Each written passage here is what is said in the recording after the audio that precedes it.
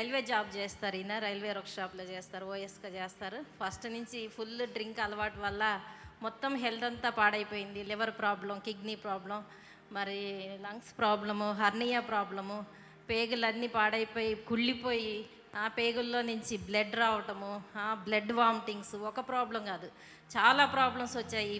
4 ఇయర్స్లోనే corona తర్వాత చాలా problems వచ్చాయి.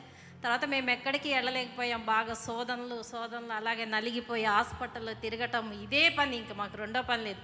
నెలలు అడ్మిట్ అవ్వటం, నెలలు పిల్లలు. మా పెద్ద బాబు బెంగళూరులో జాబ్ చేస్తూ ఉన్నాడు. ఇంకా ఆ బాబు కూడా వచ్చేసి జాబ్ వదిలేసి ఈయన చుట్టూ తిరగటము. రైల్వే ట్రీట్మెంట్ ఫ్రీగానే ఉండేది. అక్కడ ఇక్కడ కిమ్స్, యశోద, నీమ్స్ హాస్పిటల్, ఇంకా అన్ని హాస్పిటల్ తిరిగి చాలా అలసిపోయాము. జనవరిలోనే రిమోట్ చేసేసారు. రైల్వేకి నువ్వు ఏమాత్రం పనికిరావు, నువ్వు ఇంత హెల్త్ ఇష్యూస్ ఉన్నాయి, నువ్వు ఇంకా రైల్వేలో ఉండటానికి వీల్లేదని చెప్పేసి రిమోట్ చేసేసారు. పోయిన జనవరి నుంచే ఘోరమైన పరిస్థితుల్లో మా చిన్న కొడుకు ఒక్కడే ఒక 25,000 శాలరీ తోటి మేము ఇల్లు నడిపించటం జరిగింది. అప్పుడే మరి హాస్పిటల్ కూడా బంద్ అయిపోయింది. ఈయన బయటికి తీసుకెళ్ళటం, ట్రీట్మెంట్లు చాలా ఘోరమైన పరిస్థితిలో ఉన్నప్పుడు మరి ఝాన్సీ సిస్టర్ గారు మరి నాకు రండి, మీరు ఎలాగైనా సరే రావాల్సిందే అని పట్టుబట్టి నన్ను ఇక్కడికి తీసుకొచ్చారు. రిమోట్ అయిపోయినా కూడా మేము జనవరి, ఫిబ్రవరి, మార్చి నుంచి తిరుగుతానే ఉన్న ఆఫీస్కి.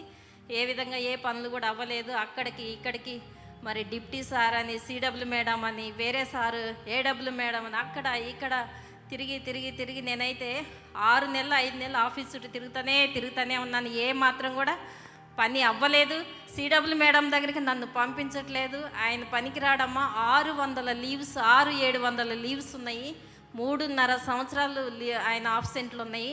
అతను ఏ మాత్రం కూడా జాబ్కి పనికిరాడు. అసలు ఎవరు కూడా మమ్మల్ని పట్టించుకోవట్లేదు. నేను ఊరిక రోజు వెళ్ళటం రావటం ఇదే జరుగుతుంది. అయినా సరే పోరాడుతూ ఉన్నాను. అంటే ఆ రోజు ఇక్కడికి వచ్చాము. డాడీ తల మీద చేయి పెట్టి త్రాగుడు బంధకం నుంచి విడుదల కలగాలని ప్రార్థన చేశారు.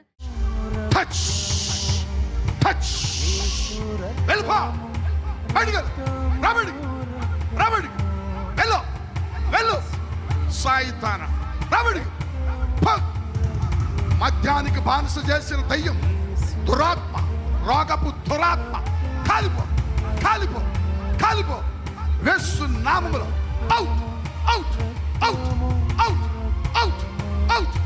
ఫ్రీ అవునుగా. సైతాన్ యేసు నామములో వెళ్ళిపో యేసు నామములో. కాదు. Thank you holy spirit of God. Health గురించి కూడా ప్రార్థన చేశారు. 4 వీక్స్ అయిపోయింది. 1 మంత్లోన హెల్త్ ప్రాబ్లం కూడా నార్మల్ అయిపోయింది. ఇప్పుడు అంతా ఏం లేదు. కడుపు నొప్పి, బ్యాక్ పెయిన్ అని చాలా ఇబ్బంది పడతా. అంత అయితే ఏం లేదు. మరి డ్రింక్ కూడా అప్పటి నుంచి ఏం లేదు.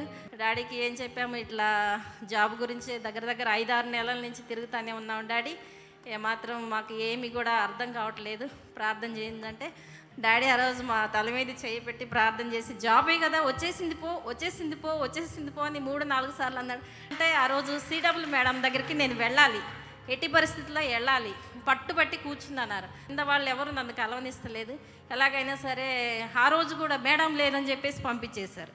సార్ మేము 5 మంత్స్ నుంచి తిరుగుతున్నాం, 4 మంత్స్ నుంచి తిరుగుతున్నాం, మేడంతో ఒక్కసారి కూడా మీరు మాట్లాడనిస్తలేదు, ఒక్కసారి నన్ను కలవనివ్వండి. అసలు అక్కడ ఏంటో రిమోట్ అయిపోయారు, అసలు మాకు రైల్వే నుంచి తీసేశారు, మేము ఎలా బతకాలి అది మొండికి పడి అక్కడే కూర్చున్నాను. ఆయన ఆ సిడబ్ల్యూ మేడం పిఏ ఏం చేశాడు, సరే అమ్మా నీ బాధ నేను చూడలేకపోతున్నాను రండి అని చెప్పేసి లోపలికి తీసుకెళ్ళాడు. ఇలాగనే ఇద్దరం వెళ్ళి నిలబడ్డాము. ఏంటని అడిగారు, ఇట్లా రిమోట్ అయ్యానని చెప్పారు. మరి ఎందుకు లీవ్లు పెట్టలేదు, లీవ్స్ లేవని చెప్పారు.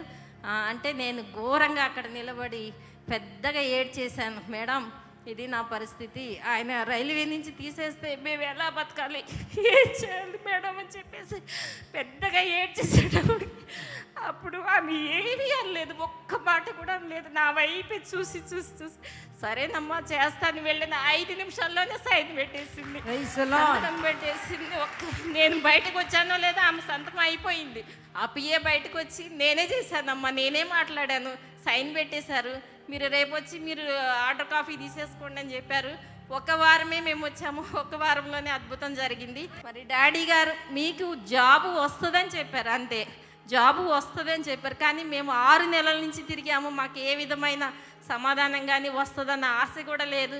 ఆశ అయితే నాకు చచ్చిపోయింది, ఆశ కూడా లేదు. డాడీ గారు ఒకటే మాట చెప్పారు, మీకు జాబ్ వస్తుందని చెప్పారు. మమ్మీ ప్రేయర్ చేసి లాస్ట్లో కూడా మీకు జాబ్ వస్తుందని చెప్పారు.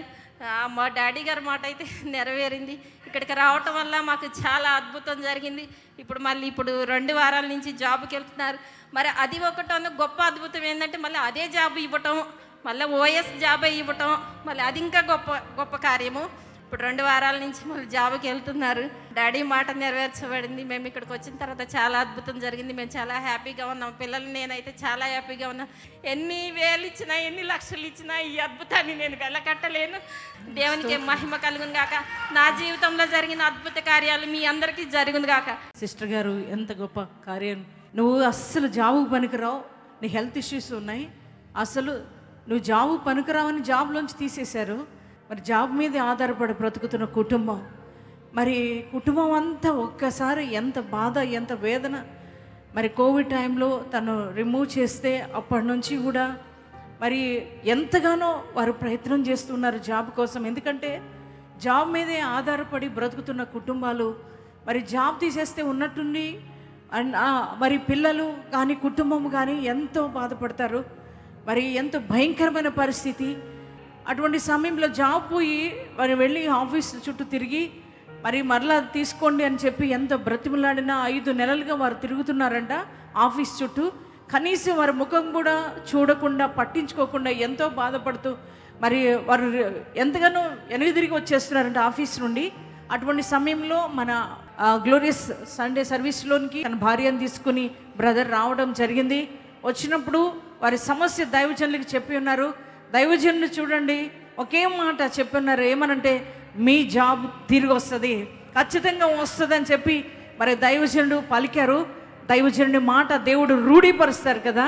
మరి నిజంగా మరి దైవజనుడు చెప్పిన మాటను వారు రిసీవ్ చేసుకుని వెళ్ళి ఉన్నారు. మరి వచ్చిన రోజే వారు ఆ మాటను రిసీవ్ చేసుకున్నారు, మరి వెళ్ళి ఉన్నారు. తర్వాత నెక్స్ట్ డే ఆఫీస్కి వెళ్ళిన తర్వాత మరి అన్ని 5 నెలలుగా తిరుగుతున్న వారిని పట్టించుకొని వారు జాబ్లో జాయిన్ అవ్వమని వారు రాసి ఇచ్చేశారంట. నిజంగా ఎంత గొప్ప కార్యం అంటే మరి ఆ సహోదరులు జాబ్లో జాయిన్ అయ్యి మరి వర్క్ చేస్తున్నారు. అంత మాత్రమే కదా, కొంతమంది ఏం చేస్తారంటే జాబ్ నుంచి రిమూవ్ చేసిన తర్వాత ఆ పోస్టింగే మరలా ఇవ్వరు, మరలా ఆ కింది పోస్ట్ ఇస్తూ ఉంటారు. కానీ ఏ జాబ్లోంచి తను రిమూవ్ చేశారో మరలా ఆ పోస్టింగ్లోనికి మరలా తీసుకున్నారంట. గట్టిగా చప్పలు కూడా ప్రభు స్తోత్రం చెప్దామా? హల్లెలూయా.